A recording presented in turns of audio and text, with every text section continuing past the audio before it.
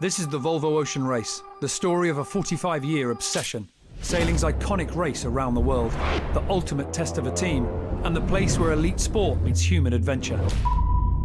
With up to 10 sailors packed into 65 feet of carbon fibre for weeks on end, in a race that lasts almost 9 months, it's an adventure that borders on a psychological experiment.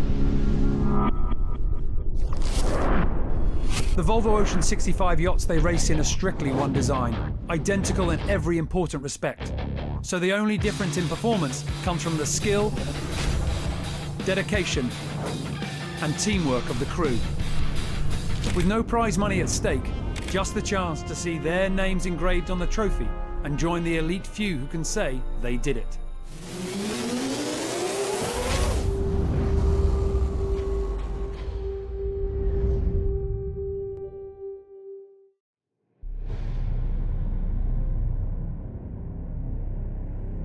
Lined up in the dock in Alicante, Spain, 7 teams prepare to take on each other and the toughest ocean conditions in the world.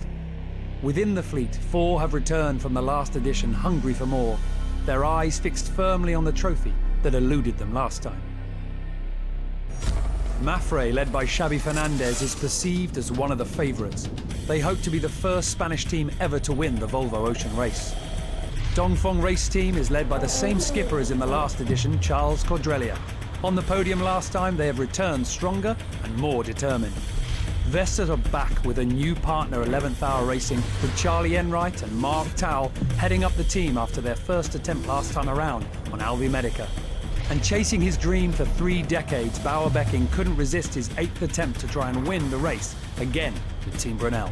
New to the Volvo Ocean Race this time are Axel Nobel, the second Dutch team in this edition, in charge, Simeon Tienpoint. Turn the Tide on Plastic is headed up by the only female skipper in the entire fleet, Dee Kafari.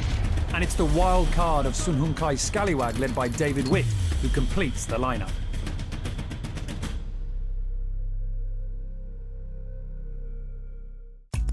Achieving victory in the Volvo Ocean Race will mean racing 45,000 miles over 11 legs, taking in 12 host cities across 6 continents. The route is a throwback to the early years of the race, with long weeks spent in the remote and vast Southern Ocean, where the waters maraud around the bottom of the planet with winds as strong as 70 knots. It will be one of the toughest races for decades, and with months of preparation, it's finally time for the teams to face each other on the racetrack.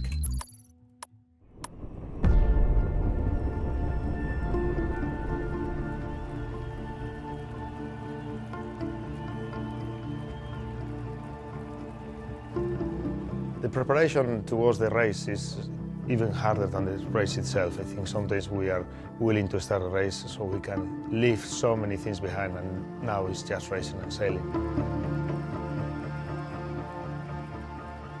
To get a team on the start line in this race is the biggest achievement of the lot, right? So I'm looking forward to the gun going and just getting out there and getting on with it.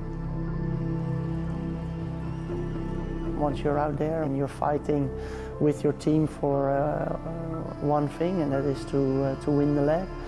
We have to keep the boat going, we have to keep each other going, and that's a good feeling of freedom. When you start the first leg, it's liberating. You know, it's what you've been waiting to do.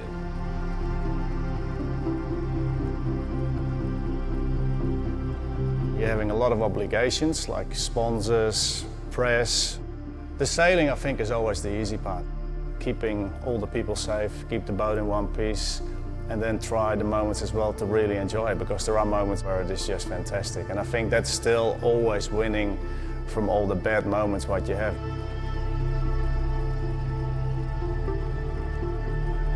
During the preparation, you're always thinking what I can do to be better. I can work more, I can do more, I need to be faster. I know that the pressure is going to increase until the start of the race. And when the race starts, okay, the pressure will go away. Now we are in action. Now we are playing the game. Stop thinking, just act.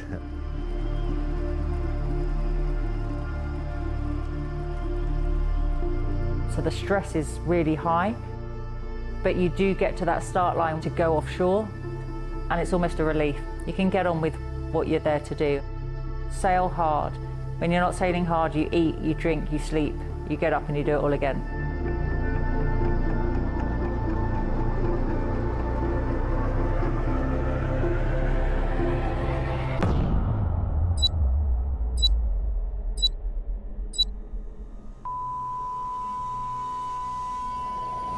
The gun is gone, and that is a great start. This is it, 7 polished professional teams, 8 months of relentless racing, 12 cities, pushing every inch to win, over 11 legs in brutal conditions.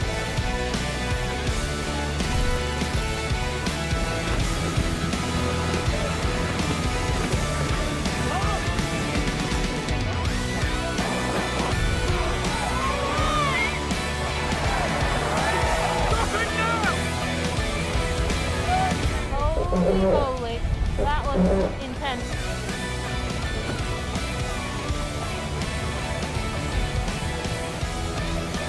Pretty hectic start. Loads and loads of spectator boats. It's great to see the fans out there, but it certainly makes things a bit more hectic for us. It was the scariest thing I've ever done. At the leaving mark, there was just a wall of boats with nowhere to go, so hopefully that'll change next stopover. It's good to finally get started, and the first night of the first leg of the Volvo. Leg 1 will see the fleet head east from Alicante, out through the Strait of Gibraltar, down to Porto Santo, just off the island of Madeira, and back to the finish line in Lisbon, Portugal, a relatively short 1,450 nautical miles. For the first 12 hours, it was a drag race through the Mediterranean with around 5 nautical miles separating the fleet, until Vestas 11th Hour Racing made a move and split from the pack and headed inshore. They now led. I think the more we commit to it, the better it'll get. Team Axo Nobel were close on their heels and in second spot. For the Dutch team, it was a great result this early in the race, considering they started the leg on the back foot. After a series of controversial changes to the skipper in the weeks leading up to the start, it was Simeon Teampoint who finally took control just hours before docking out. However, 3 of the most experienced crew decided not to race to Lisbon. This left Teampoint having to find additional last-minute crew. He ended up with just 2 replacements, and they had almost 0 hours racing a Volvo Ocean 65. We've been put in a position where we're on the back foot, and I'm wearing someone else's clothes, and I've got my old pair of trainers on, which isn't working very well. But this bunch of guys, young bunch, we're hungry. Teampoint had the minimum he could race with, but still had a handful of his original crew, including an early signing, the daughter of Brazilian sailing legend Torben Grail. I think one of the big sailor talents on my crew is Martine Grill. I think she has really proven herself in Olympic sailing with a gold medal last time.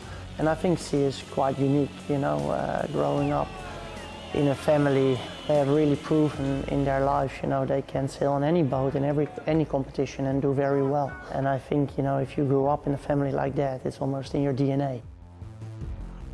I mean, it's always been something quite big in my life because my dad did 2 editions and they were both very successful editions. Kent and I did have the best Bible in the world for Volvo Ocean Race. What my dad did is not going to make me win anything. You got to put effort in for everything, and it's not going to come for free. An Olympic campaign is small boats, and at the end of the day, it's pretty intense racing. And now what I'm taking on in this trip around the world, it's a bit more rough. I'm really cool to be part of this and this group of young guys coming in this class.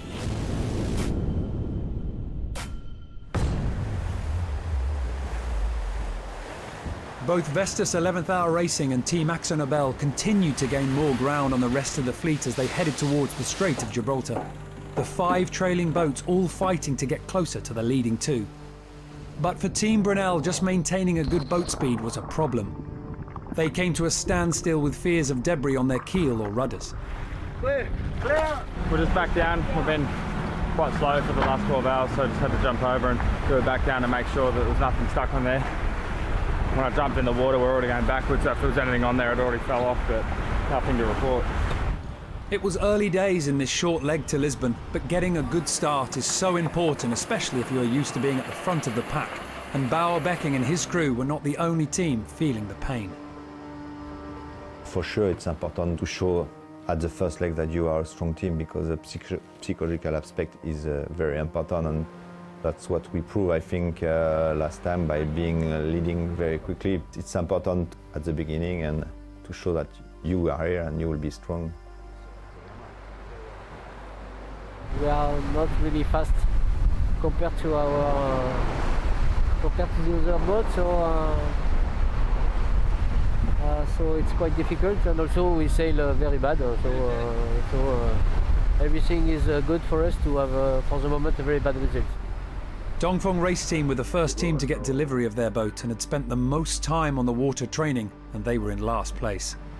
Sure, we are disappointed. We lost a lot the first night. Then we managed to come back in the strong wind, and then we lost again. Not good decision, probably. We did some mistakes, of course. Holding on to third spot, the Spanish team of Mafre are other strong contenders within the fleet. They'd left their home fans in Alicante and were hungry for victory, but not just as a team, but as a nation. The only reason why we do this race is to win it. And I'm surprised how much people know about the boats, about the sailors, about the whole race. And it's a very good thing that people from your country know the race and know about sailing. We have won a lot of gold medals, world championships, in sailing in all the classes, but never the Volvo Ocean Race. So I think could be this time when we succeed. If we finally are able to win, it will be a dream for all of us, for me of course, and for the Spanish sailing world. As the fleet prepared to exit the Mediterranean, the sailing conditions were epic. It's what all the crews had trained for and what the boats were built for. Vestas 11th Hour Racing still led. Once we get past the headland up here, it's when things are going to get busy for the next few hours. Obviously the strait gets quite narrow, and then also the wind's going to build a lot, probably 30 to 35 knots. It's going to be an exciting few hours, but we just got to make sure we get through in good shape. Team AkzoNobel continued in second, but coming into the Strait of Gibraltar less than 5 miles separated third from 7th place. There was plenty to play for.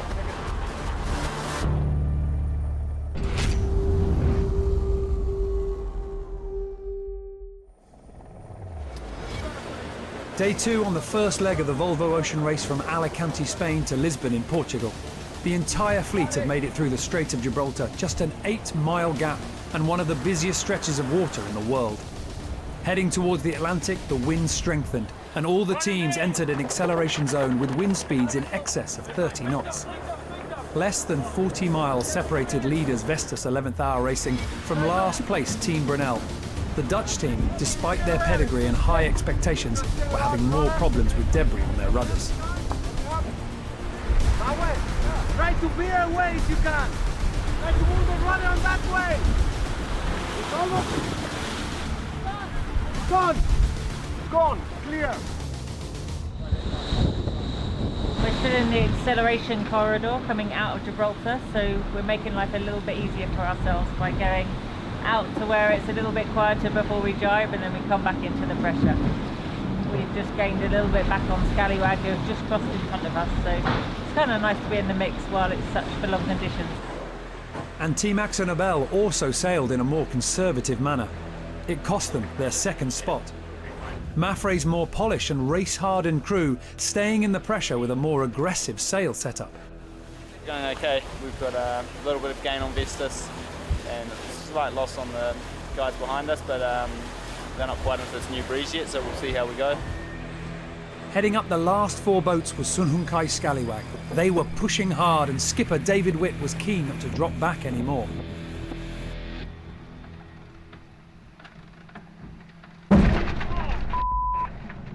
Everyone up! Moat on board! J1 up! You got the harried around, Nipper? Okay, on the pumps. Come on, let's go.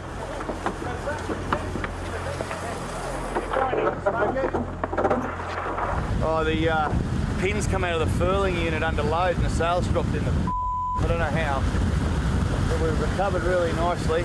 Could have cost us 3 spots just then. Boys did a good job, boys and girls. Still trailing behind, pre-race favourites Dongfeng Race Team were desperate to improve their performance. A lot of work to do yet. It's looking very difficult for any opportunities to arise for us to get back into that lead group again. So we are in a group of 4. Unfortunately, the 4 last boat. The 3 boats are far ahead. So we have to fight to lead this group. And also at the back of the fleet, Turn the Tide on Plastic were vying to improve their position.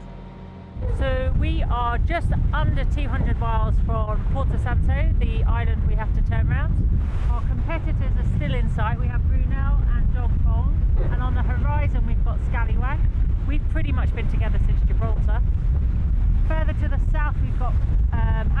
Nobel, haven't seen them. Down the track, making really good ground, is Vestas, and further to the west is Mapfre. So I guess we're all going to converge on this turning point, and we'll see who comes out and how far behind we all are. En route to Porto Santo, and the race organisers announced a course change. It would see the fleet head out to a virtual waypoint in the Atlantic before the last leg into Lisbon and the finish. Team Axel Nobel, now in third spot, were chasing leaders Vestas 11th Hour Racing and Mapfre. Spirits were still high. Very early this morning we rounded Porto Santos. A little bit handicapped by the situation and also a sailor short on the boat. You know, that can give you a bit of a disadvantage. We're holding up well and everyone's giving everything. At the moment I couldn't have wished me a better crew than this one. Only battle hopefully for the podium. Within the fleet, separate battles started to emerge, and it was Team Brunel and Turn the Tide on Plastic who were determined not to be last. Despite their experience, Bauer-Becking and his crew continued to struggle. As all the fleet headed north, Dongfeng Race Team started to pull away from the trailing group of four that they had been with for nearly all the race. Their time training on the water and superior boat speed finally coming into play. You know, everyone's giving it their everything, and you know, anything we can do to make the boat go faster. Team Axel Nobel jibed away from the leading group and retook second position, but by the time they converged on the virtual waymark, they'd lost considerable ground to Mapfre. Mapfre slipped away underneath us. We thought we were doing the right thing. We're pretty convinced that we were doing the right thing, but they must have gone still on the inside and cut around, and Rich got richer basically. Hopefully it will happen the same to us. And to rub salt into the wound, Dongfeng Race Team were now hard on their heels. So Axel Nobel is 1.3 miles now ahead of us. We have a gauge of 0.8 to leeward, and we are sailing 1.1, 1.2 knots faster. Same course now. The last day at least we had a pretty close action with Dongfeng Race Team, so it's been rewarding and disappointing if you gain or lose ground, so you know, having them that close it's a bit of a competition. The fight for third spot was on the final stretch to Lisbon. Basically we have 800 liters of ballast up to weather, and then a hose pops off. And now we have 800 liters to lure. Despite Vestas 11th Hour Racing having earlier problems when nearly a ton of water leaked from their water ballast into the cabin, they kept their lead. The team showing that they were a well-honed unit. When Enright and Tal picked their crew, they were shrewd, including hiring Simon Fisher, the navigator from Abu Dhabi Ocean Racing, the team who won the last Volvo Ocean Race. We like to think that we have all the right people involved, and when I say that, I mean we have all the right tools. You know, we feel like we have what it takes. It's just a matter of being efficient with our resources. The dynamic and the handover of information, watch to watch, and particularly from Sci-Fi, the navigator, and Charlie, the skipper, has been something we've been working on. It's been getting a lot better. We can see we've still got a lot to learn, and we'll continue to develop, but it's really nice to put in a strong showing at the beginning of the race, and I think we sailed well. We sailed quite smart, and we sailed quite confidently so far. And then it's interesting to see what happened. But there we've got less pressure. Coming into the race, we didn't have the most training, and definitely weren't the most prepared relative to some of the other teams, but we're in a really good spot. We're leading right now, and there's still a lot of racing to go, but the team's performed really well so far, and I think it's a good sign of what's to come. Chasing Vestas 11th Hour Racing were Mapfre, but with a substantial advantage over the Spanish team, they'd have to make a huge mistake to lose their lead. With just 200 miles to the finish, Dongfeng's chasing of the leading pack finally paid off, and they took third spot from Axel Nobel. Managed to come back, so it's very positive. Of course, I'm happy to see that the team is strong and can come back from difficult situations. To be fair to Dongfeng, they're fast, they're competitive, so we're just struggling to hang on, so just trying everything we can, really. Protect ourselves on the rest of the fleet. It was a blow for Team Point and his team. At the back of the fleet, Team Brunel and Turn the Tide on Plastic were in their own duel not to be last. Pretty cool, pretty intense, been pretty close for like a couple of days now. About 400 metres in front of us. We can make a bit of a gain and then lose again. It'd be nice to be able to stretch away from them, but we haven't been able to. So I think they're going to be with us all the way to the end, and we're just in front at the moment, so we're just going to hold this for the next 100 miles, and then we should have them, but they're not slow, that's for sure. For the team who had sailed faultlessly during leg one, their hard work and tactical decision-making had paid dividends. Although the final few miles were nerve-wracking when the lack of wind and outgoing tide virtually stopped the boats dead coming into Lisbon, it was Vestas 11th Hour Racing, skippered by Charlie Enright, who took the well-deserved win. You know, it meant a lot to us personally to win that last leg in the last race, and we didn't want to show signs of regression, so we figured we'd just keep it up. We prepared well for the leg, and there were no real surprises, so and when that happens, you kind of know you've done a good job. Mafre were not far behind with a solid second. We've said so many times that this time is going to be even tighter. It's a very good cruise in all the boats, and it's going to be very hard, so it's always good in a one design regatta to start with the second. Dongfeng Race Team defended their hard-earned third spot to complete the podium, although Team Axonabel had an amazing race despite their circumstances with a fourth place. A really difficult start for us. Then first night nightmare, and first second day nightmare. Very big problem of speed. In Gibraltar we hit many things. We had to do a reverse for that, and after that we find the speed of Dongfeng was back, and we managed to come back slowly. Sun Hunkai Scallywags stayed in the fifth spot that they had occupied for more than 700 miles and showed consistency. A good result for the Hong Kong-based team. And the dogfight at the back of the fleet remained tight all the way down to the wire, but it was Team Brunel who edged out Turn the Tide on Plastic. Leg one was over, and all the teams had gone head-to-head for the first time, but were the results of this short leg a good indication of form? The 7,000-mile leg two from Lisbon to Cape Town will surely be the true test of all-round ability in ocean racing as they face their toughest challenge to date as they head south into epic conditions.